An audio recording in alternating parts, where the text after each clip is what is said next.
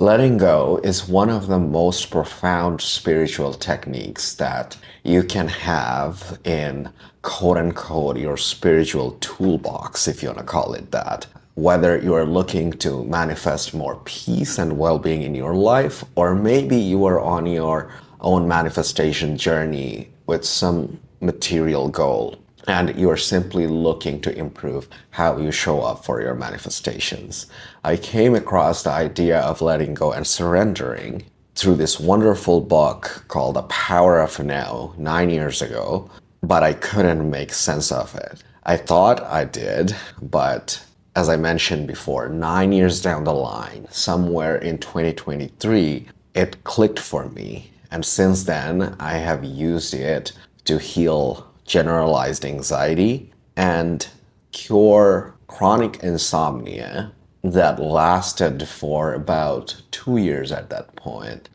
I was reflecting upon all of that a few days ago and made me think that this might be a helpful conversation to have with you today. The idea of letting go is difficult to grasp because it's essentially non doing. And it's hard for I think Michael defines brilliantly what letting go is in his works. So essentially, the idea is as we go through our life experiences, inevitably things happen that are not desirable. And then we tend to store those experiences in forms of energy in our bodies. How do we do this? We do this by tensing up in the face of triggering our difficult situations. So the energy wants to pass through us, but we don't let it do that. So it gets stored in what Michael calls samskaras, which is a term from yogic philosophy from India. So these energetic imprints get stored in the body and then when we are faced with similar situations, as you'd put it, those samskaras get disturbed and we experience that as emotional pain. And the more emotional pain we experience, the more closed we become, and thus blocking the energy from passing through. And the samskaras keep getting bigger and bigger and bigger.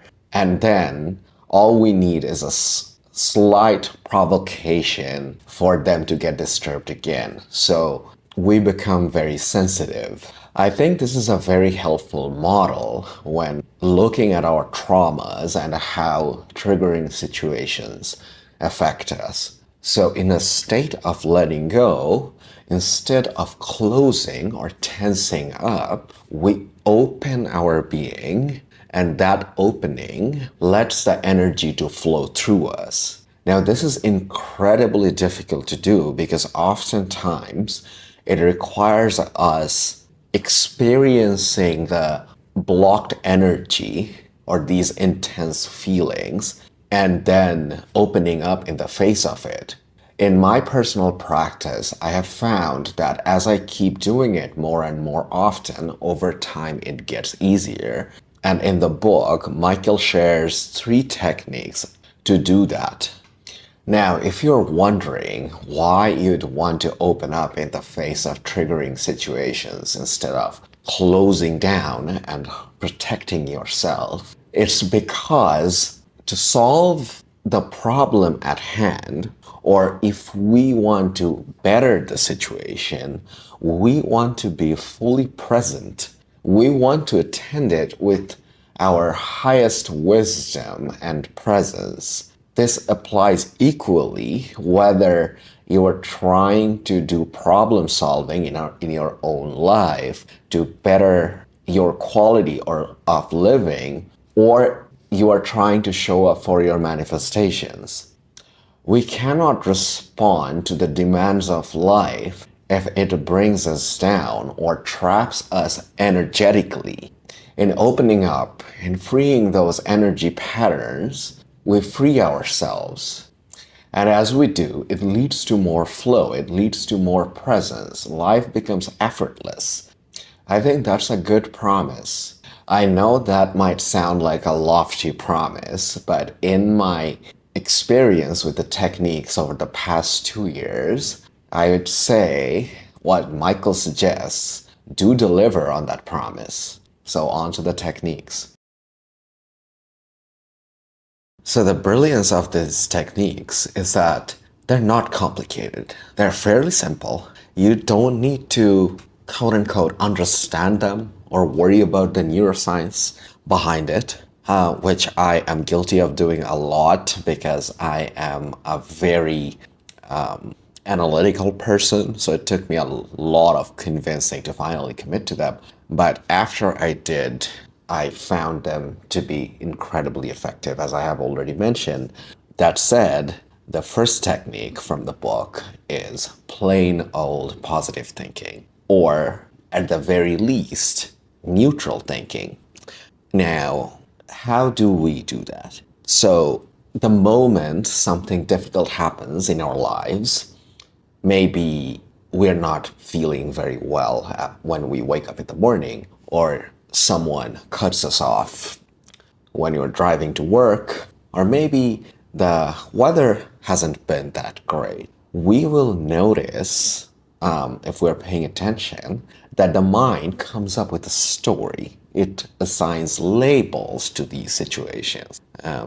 It is constantly commenting on what's going on, and oftentimes that narrative is not that friendly, it's not that loving. And if you're familiar with the works of Dr. David Hawkins, and also with the cognitive behavioral model of human psychology, what we know from there is thoughts create feelings, and then the feelings proliferate the thoughts. So it's essentially a feedback loop between thoughts and feelings. And the more intense the negative commentary on our minds are, the more intense the emotional charge of it is going to be. So, with positive or neutral thinking, what we do is we bring our awareness to this commentary that's going on, and we replace it with something that's a little more light, a little more kind.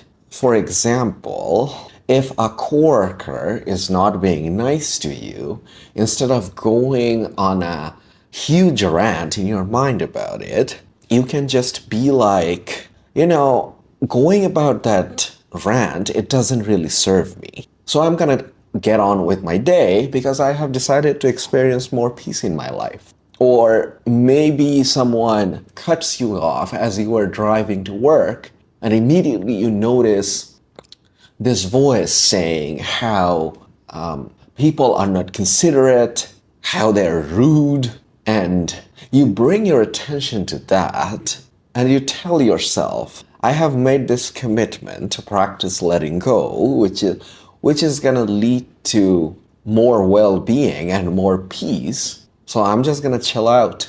This situation that's unfolding in my material reality, it doesn't have to affect me the way it has been for decades. One very effective way to do this practice is to make a list of the triggering situations that you come across in your day-to-day life. And if you sit down to make a list of those things, you'll see a lot of repetitions.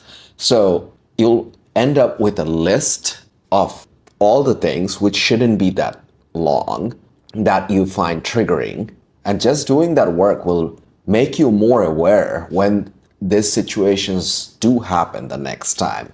And when it does, we simply pay attention to the mental narrative. And if we can, right in the moment, we just replace the story with a simple line saying, I just want to chill. I don't want to react to this, and I'm free to do this. You could come up with a positive interpretation of the whole situation and start seeing all of this as spiritual fodder. Now, guaranteed that as you start doing this, you're going to feel a lot of resistance because our minds are conditioned to respond negatively. That conditioning has been entrenched over decades, but stick to it. I We gotta do a little bit of faking it till making it there. When I started with this practice, I felt extremely fake. All of it felt affected, and every fiber of my being, both mind and body, were resisting it. But as I kept doing it, it got better and easier. And now I'm at this place where in the face of a triggering situation, I'll just relax and be like, it's just interesting. Affirmations or mantras. I think these are actually even easier to practice compared to positive thinking, because with positive thinking, you have to come up with a reframe of the situation. Like, how can I see the situation in a negative light? And as you ask that question, your mind comes up with 20 different reasons as to why this actually sucks. And then you are caught up in in the same old battle of fighting in your mind, because you are trying to beat the mind with the mind.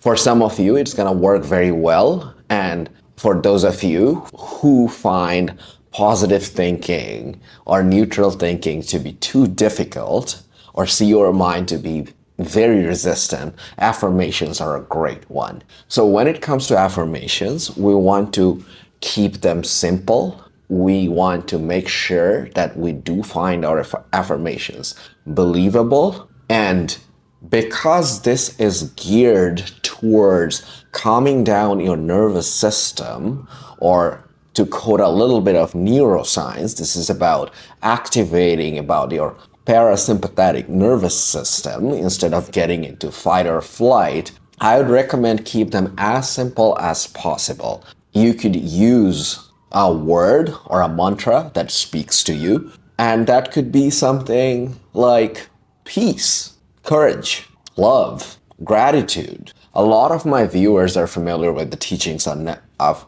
Neville Goddard, and Goddard would tell his students to simply keep saying thank you or isn't it wonderful? So yeah, feel free to pick anything from there. And when you find yourself in those situations and you see yourself tightening up and the mind launching the stories, you simply repeat your affirmation or your mantra. Don't go about saying something like, I am a millionaire, or I am the greatest that has ever been. Well, if you are, good for you. But if your mind is very resistant, you are already a bit triggered by the situation, and you're probably gonna get way more resistance from your mind and body if you try saying something, if you affirm something that you don't believe. So I would suggest keep it simple to a word. If you say peace in your mind over and over again, or courage or love, the mind has no way of denying that and launching a storyline around it. Well, that's not entirely true. It could still say that these techniques are all phony and they're never gonna work. What is this spiritual mumbo jumbo that you're trying to pull off? But we have ways to deal with that too, which brings us to our third and final technique. Relaxing and releasing. Arguably the hardest of the three techniques. Why? Because, in the modern society, we are very conditioned to live from our heads instead of from our bodies. But this technique requires you to tap into your feelings more. One thing that happens when we are faced with difficult or triggering situations, and I have already mentioned this in the beginning of the video, is that we close in front of the experiences. Now, what does that mean? What it means is we tighten up, literally, physiologically. For me, one thing that I used to do a lot, and still do sometimes, is I would hold my shoulders up like this, or tighten up some muscles in my body without even recognizing. And this happens a lot with people who struggle with chronic anxiety and chronic pain, because the brain, in its effort to protect us from these perceived threats, it launches this fight or flight response. So the system is addled with adrenaline and cortisol. Before we know it, we're like going around, like being, walking around like this stick figures. And we have been, again, doing this for so long that we don't even realize that there is another way of being. So with relaxing and releasing, we pay attention to that. For example, so you find yourself in a confrontational situation with a colleague or with a friend, and if you pay attention, you are going to notice yourself tightening in your body. Maybe you are tightening your shoulders like I used to, like this. Maybe there is tightness in your chest, in your throat. Maybe it's there in your jaws. So what we do is we bring attention to that. We essentially run a body scan, which is strategically bringing attention to different parts of our bodies to notice the tightness. And a very interesting thing happens. So oftentimes they start loosening up by themselves. This is what Michael means by opening up instead of closing. To do a little bit of a visual demonstration, you go from being like this to and that is when the energy can pass through you. In modern psychology, we call this feeling our feelings, which is essentially letting the feelings pass through us instead of them getting stored in our bodies as tension or as resistance. So again, how do we do that? We pay attention strategically to different body parts to notice any tightness. As we do, we voluntarily release those muscles. Oftentimes the release happens by themselves, but if they don't, you can do it voluntarily. And you can train this at home by doing body scan meditations. You can find a lot of those online to practice relaxing. So the more we practice by ourselves, the better we get at tapping into relaxation, and then we can bring that skill in our day-to-day lives when faced with triggering situations. So those are the 3 techniques that I wanted to share with you guys in this video. They have made a profound impact in my life and in my relationships. I have cured years of chronic anxiety and insomnia using these techniques, and my relationships have transformed profoundly as well. So give them a try, let me know how they go, and if you found value in this video, make sure to like and subscribe because that motivates me to keep doing the work. I'll see you in the next video.